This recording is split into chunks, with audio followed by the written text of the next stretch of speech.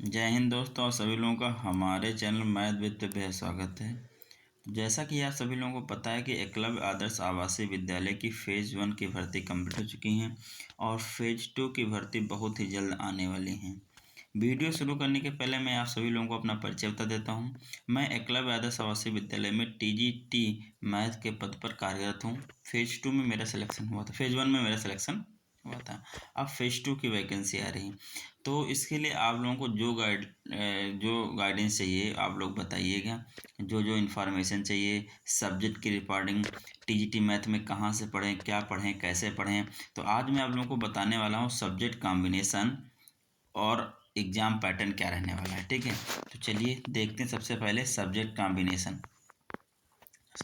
बात करें तो मैथ वालों के लिए क्या चाहिए, आगे बढ़ते हैं। 1 सेकेंड, ये देखिए यहाँ पे तो ये है क्वालिफिकेशन क्या क्या चाहिए देखिए। तो सबसे पहले आपको क्या होना चाहिए, टीजीटी इंग्लिश हो चाहे टीजीटी हिंदी हो, थर्ड लैंग्वेज मैथमेटिक्स सबके लिए यहाँ पे दिया गया है। ठीक है, आपके पास कुछ भी हो तो आपके लिए क्या क्या एसेंशियल क्वालिफिकेशन, एसेंशियल सबके लिए है, ये सबके लिए क्या है, सेम है। आप चाहे टीजीटी मैथ हो चाहे जो भी हो। देखिए सबसे पहले क्या होना चाहिए आपका एसेंशियल क्वालिफिकेशन में, 4 year integrated degree course of regional college आप एजुकेशन आप, ये तो होना चाहिए। आप आपका कह सकते हो बैचलर, मतलब बीएससी बीए बीएससी होना चाहिए मैथ्स, अगर मैथमेटिक्स हो, या तो ये होना चाहिए 4 ईयर इंटीग्रेटेड, या फिर आपके पास क्या होना चाहिए, या फिर आपके पास होनी चाहिए बैचलर हॉनर्स डिग्री। क्या होनी चाहिए, बैचलर हॉनर्स डिग्री होनी चाहिए इन कंसर्न सब्जेक्ट। मतलब अगर आप मैथ से डालना चाहते हो तो आपके मैथ से हॉनर्स होना चाहिए। ठीक है, अब यहाँ पे एक चीज़ है, candidate should have studied request subject for at least 2 year. मतलब अगर आपका बैचलर हॉनर्स है, मतलब बीएससी हॉनर्स है या बीए हॉनर्स है, तो आप कम से कम 2 साल मैथ पढ़े हो। अगर मैथ में डालना है तो कम से कम 2 साल पढ़े हो। 3 साल का कोर्स होता है, लेकिन कम से कम 2 साल आप मैथ पढ़े हो, क्योंकि एक सब्जेक्ट छोड़ना रहता है। एक सब्जेक्ट क्या होता है, कहीं कहीं छोड़ना रहता है, किसी किसी राज्य में नहीं छोड़ना पड़ता। ठीक है, जैसे यूपी की बात करें तो वहाँ पे एक सब्जेक्ट लास्ट में छोड़ना पड़ता है, चाहे बीएससी हॉनर्स करो और चाहे प्लेन बीएससी करो। ठीक है, वहाँ पे आपको एक क्या करना पड़ता है, छोड़ना पड़ता है। ठीक है, कोई भी हो वहाँ पे एक आपको क्या करना पड़ता है, छोड़ना पड़ता है। ठीक है, चलिए आइए आगे बढ़ते हैं। आगे क्या है, दूसरा कार्य समझिएगा आप लोग। सबसे पहले अगर आपके पास ये वाला कोर्स है तो ठीक है, ये बहुत कम लोगों के पास आपको मिले कोर्स। लेकिन अगर आपके पास बीएससी हॉनर्स या बीए हॉनर्स है विद मैथ, तो आपके पास क्या है कि आप 2 साल, कम से कम 2 साल मैथ पढ़े हो 3 साल के डिग्री कोर्स में। ठीक है, या फिर आपके पास प्लेन बीएससी है तो बैचलर डिग्री फ्रॉम कहीं भी एनी यूनिवर्सिटी से हो। अब लिखा the candidate should have study the request subject in all 3 year. मतलब अगर आपने मैथ लिया है, मैथ सब्जेक्ट से आप डालना चाह रहे हो, तो आपका first year, second year, third year, तीनों साल आपका मैथ होना चाहिए। ये चीज़ ध्यान रखिएगा, तीनों साल मैथ होना चाहिए। अगर आपका हॉनर्स है तो केवल 2 साल आप पढ़े हो, लेकिन अगर आपका बीएससी है, प्लेन बीएससी है, तो आपका वो सब्जेक्ट तीनों साल रहना चाहिए। इस चीज़ को ध्यान देना। अब देखिए खासकर मैथ के लिए मैं बात करूँ तो मैथ ये देखिए टीजीटी मैथ, यहाँ पे देखिएगा दिखा रहा हूँ टीजीटी मैथ, ये इसने दिया है सबसे पहला point, bachelor degree in mathematics along with physics. मतलब बैचलर डिग्री मैथ की तो होनी चाहिए, साथ में सब्जेक्ट या तो with physics and any one of the following subject, chemistry, electronic, computer science, statistics. मतलब आपके पास फिजिक्स तो होनी चाहिए। उस भाई बीएससी में 3 सब्जेक्ट होते हैं, फिजिक्स, केमिस्ट्री, मैथ, तो आपके पास मैथ के साथ फिजिक्स तो कंपलसरी बोल दिया इसने। ठीक है, और केमिस्ट्री के स्थान पे केमिस्ट्री भी हो सकता है, इलेक्ट्रॉनिक्स भी हो सकता है, कंप्यूटर साइंस भी हो सकता है, स्टैटिस्टिक्स, मतलब फिजिक्स तो मस्ट है। अगर आपको मैथ से बनना है, आपके पास प्लेन बीएससी है, तो आपको फिजिक्स मस्ट है। आगे देखो यहाँ पे दिया गया है, यहाँ पे इस पॉइंट को देखिएगा। जैसे हमारे यूपी की बात हुई कि लास्ट ईयर में से छोड़ना पड़ता है। In case such university which provide for only 2 subject out of the 6 as mention above in the final year of graduation. Graduation में केवल 2 सब्जेक्ट रहते हैं। भाई अगर यूपी में क्या है कि अगर आपने मान लो PCM लिया, फिजिक्स केमिस्ट्री मैथ लिया, तो लास्ट ईयर में आपको एक सब्जेक्ट छोड़ना रहता है। तो वही बात बोली कि कुछ यूनिवर्सिटी में लास्ट ईयर में कुल 2 सब्जेक्ट होते हैं। तो देखो the candidate should have math and physics, क्या पढ़ना चाहिए उसको, मैथ एंड फिजिक्स होना चाहिए इन the final year of the examination, and 3 subject math physics and chemistry, मतलब तीसरा सब्जेक्ट इनमें से तीनों साल रहा होना चाहिए। First second question.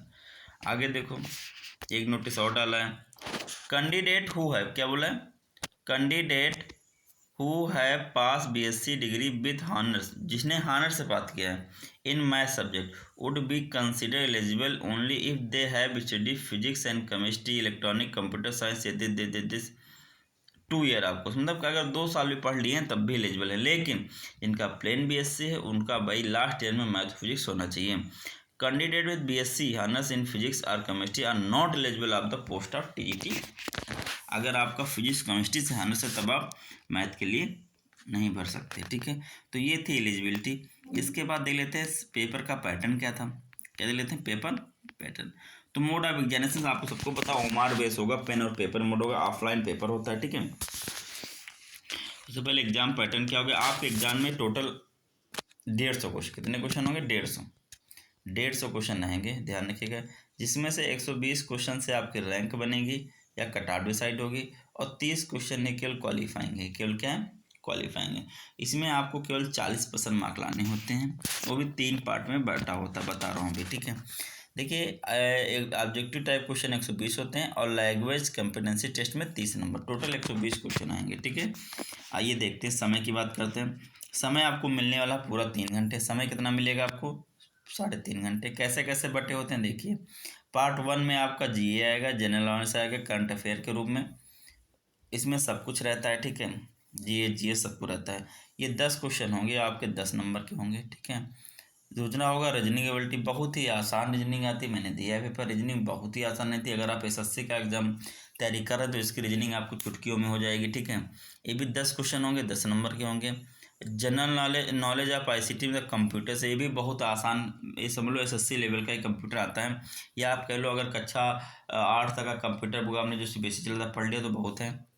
10 और 10 क्वेश्चन 10 नंबर के। टीचिंग एप्टीट्यूड्स, ये भी अगर आपको थोड़ा सा, अगर आपने CTET अच्छे से पढ़ा है तो ये क्वेश्चन भी आपके हो जाएंगे, लेकिन थोड़ा सा उससे अलग आता है, तो थोड़ा सा इसको पढ़ लेना आप लोग, ठीक है, अच्छे से।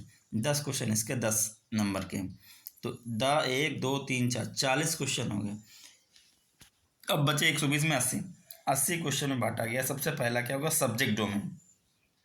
सब्जेक्ट में आपका सिलेबस है, तो वो सिलेबस जो, अगर आप क्लास क्या दे रहे हो, TGT दे रहे हो, क्या दे रहे हो, तो अगर TGT दे रहे हो तो आपका सिलेबस केवल कक्षा 10 तक NCERT आएंगे, 11 12 भी टच नहीं करता है, ठीक है, केवल 10 तक NCERT। इसमें लिख जोड़ दिया डिफ़िकल्टी लेवल क्वेश्चन, लेकिन ऐसा नहीं है, डिफ़िकल्टी ज़्यादा नहीं रहती, पेपर आसान आता है, लेकिन बस पेपर में समय की दिक्कत रहती है। मैं आप लोगों को पेपर भी दिखाऊंगा, ठीक है, और पूरा साल भी कराऊंगा, पिछले साल का पेपर मैथ का पूरा साल भी कराऊंगा, ठीक है। तो ये आएगा आपका 65 नंबर का, मतलब आपकी सब्जेक्ट कितनी रहेगी, 65 नंबर की, 65 नंबर की आपकी सब्जेक्ट मैथ आएगी। उसमें बचा 15 नंबर, कितना नंबर बचा, 15। 10 नंबर का आपका आएगा पेडोगोजी आएगी, ठीक है, तब थोड़ा सा केस बेस में आएगी, वो आएगी 10 नंबर की। और NEP, Khelo India, government of India, पेट से, ये सब आएगा केवल 5 नंबर का, तो पूरा हो जाएगा 80 नंबर का। 120 नंबर से आपकी कट ऑफ बनेगी। अब बचे 30 नंबर। ये 30 नंबर में आपको क्या होगा, 3 पार्ट बनेंगे। पार्ट 1 क्या होगा, सबसे पहले पार्ट 1, पार्ट 2 और पार्ट 3, ये 3 होंगे। पार्ट 1 आपको 3 लैंग्वेज चुननी होगी। सबसे पहले मान लो आपने हिंदी चुनी, दूसरी इंग्लिश होगी, और तीसरी होती है रीजनल लैंग्वेज। क्या होती है, रीजनल लैंग्वेज। तो रीजनल लैंग्वेज में आपको क्या करना है, आप चाहे हिंदी भरो, इंग्लिश भरो, उड़िया भरो, कुछ भी लैंग्वेज आप भर सकते जो आपकी लोकल लैंग्वेज है, ठीक है, जो आपकी लोकल लैंग्वेज है। अब 10 क्वेश्चन इसके आएंगे, 10 क्वेश्चन इसके आएंगे और 10 क्वेश्चन इसके आएंगे। तीनों में आपको 40% लाना है, अलग अलग, ऐसा नहीं 30 का 40%। 4 नंबर आपको इसमें लाना है, 4 इसमें लाना है और 4 इसमें लाना है। और इसमें भी माइनस मार्किंग है, इस चीज़ का ध्यान रखना। 4 क्वेश्चन अगर आपने गलत किया तो 1 मार्क्स कट जाता है, ठीक है। इस चीज़ का ध्यान रखिएगा। तो सबसे बेहद पार्ट ये है कि अगर आपने यहाँ पे 4 नंबर सब में नहीं लाए, तीनों में 4-4 नंबर नहीं लाए, तो आपकी कॉपी चेक नहीं होगी। इस चीज़ को ध्यान रखिएगा, ठीक है। ठीक है, तो टीजीटी में अगर सिलेक्शन पाना है तो मोस्ट आपका ये है, इसमें आपको अच्छे ध्यान देना है, ठीक है। मेरा टीजीटी में हुआ है, ठीक है। पीजीटी में मेरा लैंग्वेज की वजह से रह गया। जैसे जो पीजीटी का एग्ज़ाम हुआ था उसमें मेरा जो कट ऑफ डिसाइड हुई, कट ऑफ से मेरे काफ़ी नंबर ज़्यादा हैं, लेकिन मेरा हुआ क्या, इंग्लिश में क्या हो गया, 5 सही हो गए, 5 गलत हो गए।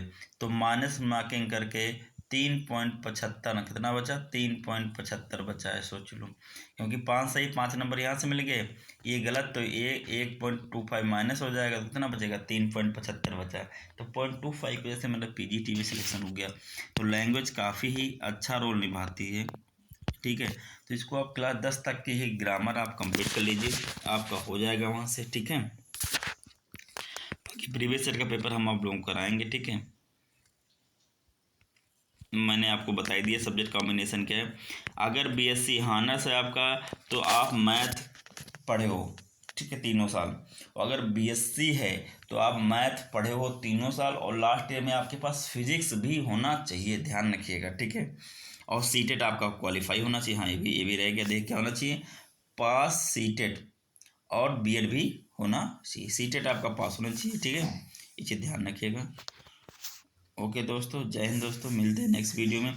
नेक्स्ट वीडियो में आप लोगों को बताऊंगा कि एग्ज़ाम पैटर्न तो मैंने बता ही दिया, ठीक है। हाँ, कहाँ से पढ़ें, किस बुक से पढ़ें, क्या पढ़ें, ये सब बताने वाला हूँ आप लोगों को।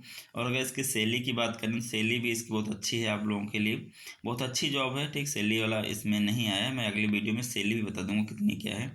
ओके, जय हिंद दोस्तों, मिलते हैं नेक्स्ट।